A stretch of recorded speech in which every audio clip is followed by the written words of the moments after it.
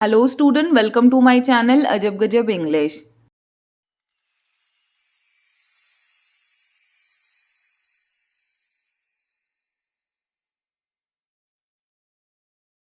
और आज हम डिस्कस करने लगे हैं फुटप्रिंट विदाउट फीट जो बुक है हमारा सीबीएसई क्लास 10th का, उसका एक चैप्टर, और चैप्टर का नाम क्या है? A question of trust.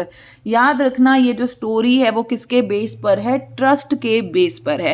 तो चलो हम फटाफट जो स्टोरी है, ठीक है, उसकी इंट्रोडक्शन देख लेते हैं। तो यहाँ पे याद रखना, एक है हॉरेस डैनबी। ये एक बंदा है बेटा जिसका एक शौक है, उसकी एक हॉबी है, उसे बुक्स पढ़ना अच्छा लगता है, एक्सपेंसिव बुक्स वो खरीदता है, ठीक है। बट वो इतना अमीर नहीं है कि वो एक्सपेंसिव बुक्स जो है वो परचेज कर सके।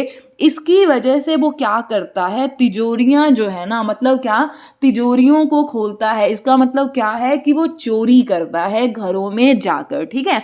और इस साल जो है वो पकड़ा जाता है, ठीक है। पुलिस उसे पकड़ लेती है क्योंकि एक लेडी जो है वो क्या कहती है कि मैं ये जो घर है जहां वो चोरी करने आया है मैं उसकी ऑनर हूं, लेकिन वो सच में ऑनर नहीं होती है।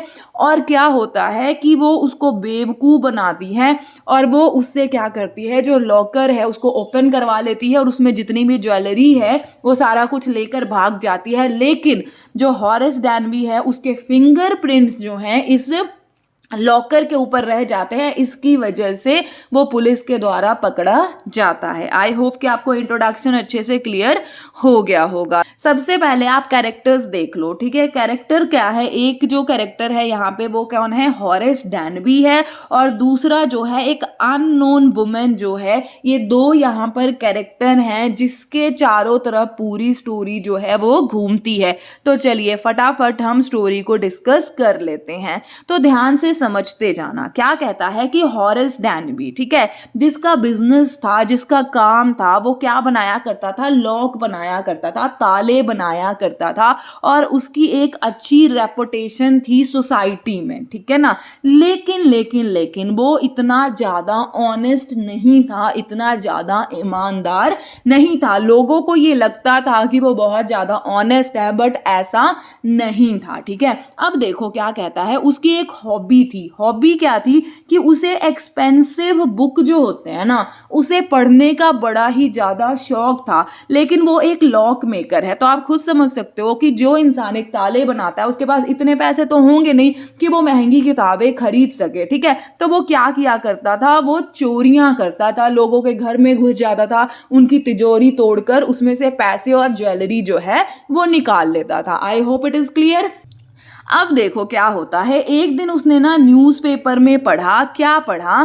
कि एक गांव में, ठीक है, गांव का नाम क्या है? शॉर्ट ओवर ग्रीन्स, ठीक है। उस गांव में एक घर है, ठीक है, जिसके लोग जो हैं वो कहाँ रहते हैं? लंदन में रहते हैं, ठीक है। और उस घर में, ठीक है, उस घर में जो लॉकर है उसमें 15,000 पाउंड के जो हैं वो ज्वेलरी रखी हुई है, ठीक है। और वो जो घर है, ठीक है ना, वो जो घर है उसमें कोई भी नहीं रहता है, सिर्फ कौन रहता है? अभी सर्वेंट ही रहता है, ठीक है। तो हॉरेस डैनबी के दिमाग में ये आइडिया आते हैं, अरे वाह, इस साल तो अगर मैं ये घर जो है इसका लॉकर तोड़ लूं, ठीक है, तो मेरे पास बहुत सारे पैसे आ जाएंगे और उसका रिजल्ट क्या होगा? मैं ढेर सारी बुक्स जो है वो खरीद सकता हूं, ठीक है। तो वो क्या करता है, इस घर में एंटर कर जाता है। उस टाइम एंटर करता है जब सभी के सभी जो सर्वेंट हैं वो घर में नहीं होते हैं, ठीक है। लेकिन क्या होता है, वहां पर एक फ्लावर होता है, फूल रखा होता है, जिसकी वजह से उसे छींक आनी शुरू हो जाती है, स्नीजिंग होनी शुरू हो जाती है, क्योंकि उसको एलर्जी है फ्लावर से। आई होप इट इज क्लियर। ध्यान से समझो बच्चे, कुछ नहीं है। हॉरेस डैनबी जैसे ही घर में घुसता है, घर में कोई भी नहीं होता है, ठीक है। आप देखते हो ना कि जो फ्लावर पॉट होते हैं उसमें फूल रखे हुए होते हैं, ठीक है। तो कई बार क्या होता है, हमें किसी ना किसी फूल से एलर्जी होती है, तो जैसे ही वो फूल की स्मेल जब उसके नाक में घुसती है, उसे क्या है, छींकें आनी शुरू हो जाती है। ऐसा सिचुएशन बन जाता है। आई होप इट इज क्लियर। फिर देखो क्या होता है, सडनली अचानक से उसे एक लेडी की आवाज सुनाई देती है, ठीक है। और वो लेडी जो है वो कहती है कि मैं तुम्हें ठीक कर सकती हूँ, मतलब मुझे पता है कि तुम्हें जो ये फ्लावर है उसकी वजह से ही एलर्जी हुई है, तो मेरे पास मेडिसिन है जिससे तुम ठीक हो जाओगे, ठीक है। तो जो डोरिस हैनबी है वो सबसे पहले तो ये सोचता है कि मैं यहाँ से भाग जाता हूँ, क्योंकि जो ये लेडी है वो ये कहती है कि मैं इस घर की ऑनर हूँ और मैं पुलिस को फोन करने लगी हूँ, ठीक है, कि तुम मेरे घर पे चोरी करने आए हो, ठीक है। तो हॉरेस जो है उसे कहता है कि आप मुझे माफ कर दीजिए और आप मुझे यहाँ से जाने दीजिए, मैं आपके घर में कोई भी चीज जो है वो चोरी नहीं करूंगा, ठीक है ना, और आप भी इस इंसिडेंट को भूल जाइए, मैं भी आपके घर को भूल जाऊंगा। आई होप इट इज क्लियर। फिर देखो आगे क्या होता है, जो लेडी है वो एग्री हो जाती है, ठीक है, मैं तुम्हारी कंप्लेन जो है वो पुलिस से नहीं करूंगी, ठीक है, और तुम्हें यहाँ से जाने भी दूंगी, लेकिन लेकिन लेकिन एक शर्त है, एक कंडीशन है जिसके वजह से, या अगर तुम उस कंडीशन को फुलफिल करोगे तभी मैं ऐसा करूंगी, मतलब क्या, अगर तुम मेरी बात मानोगे तो मैं पुलिस को नहीं बुलाऊंगी, ठीक है। फिर वो क्या कहती है कि मुझे आज रात को, ठीक है, एक पार्टी में जाना है, उसके लिए मुझे ज्वेलरी चाहिए, मेरी ड्रेस के साथ पहनने के लिए मुझे ज्वेलरी चाहिए, लेकिन मैं भूल गई हूं कि जो मेरा लॉकर है ना उसको मैं कैसे खोलूं, क्योंकि जो लॉकर है उसमें नंबर वाले पासवर्ड लगे हुए हैं। तो वो कहती है कि मैं वो जो कॉम्बिनेशन ऑफ नंबर और पासवर्ड है ना वो मैं भूल गई हूं, तो अगर तुम मेरे लिए मेरा लॉकर खोल दो जिसकी वजह से मैं अपनी ज्वेलरी निकाल लूं और उसे पहन के रात की पार्टी में चली जाऊं, ठीक है, तो मैं तुम्हें माफ कर दूंगी और पुलिस को तुम्हारी खबर नहीं दूंगी। आई होप इट इज क्लियर। अब देखो हॉरेस डैनबी, ठीक है, जिसको ये डर लगा हुआ है कि कहीं मुझे पुलिस के हवाले ना कर दे, ठीक है, वो क्या कहता है, ठीक है मैं आपकी बात से एग्री हूं, मैं आपके लिए आपका ये जो लॉकर है वो खोल दूंगा। वो फाइनली वो लॉकर को खोल देता है और जितनी भी ज्वेलरी है वो किसे दे देता है, इस लेडी को दे देता है और वो वहां से चला जाता है, ठीक है। अब देखो इस इंसिडेंट के 2 दिन बाद, ठीक है, 2 दिन बाद उसके घर में, हॉरेस डैनबी के घर में पुलिस आती है और पुलिस उसे पकड़ के ले जाती है कि तुमने जो है वो चोरी करी है उस घर में, ठीक है, क्योंकि जो हॉरेस डैनबी है उसके फिंगरप्रिंट्स जो हैं बेटा वो मिल जाते हैं कहाँ पर, लॉकर के ऊपर, क्योंकि जल्दबाजी में उसने ग्लव्स नहीं पहने होते हैं और वो सेफ जो है वो खोलकर जो ज्वेलरी है निकालकर उस लेडी को दे देता है। आई होप इट इज क्लियर। फिर देखो स्टोरी में ट्विस्ट क्या आता है, जब पुलिस उससे पूछताछ करती है तो वो पुलिस को बताता है कि मैंने जो लॉकर है वो उसी लेडी के कहने पर खोला था, जो लेडी उस घर की ऑनर है। उसे बहुत ही ज्यादा धक्का लगता है जब उसे ये पता लगता है कि वो जो घर है, ठीक है, उसकी जो एक्चुअल ऑनर लेडी है वो 60 साल की बूढ़ी महिला है।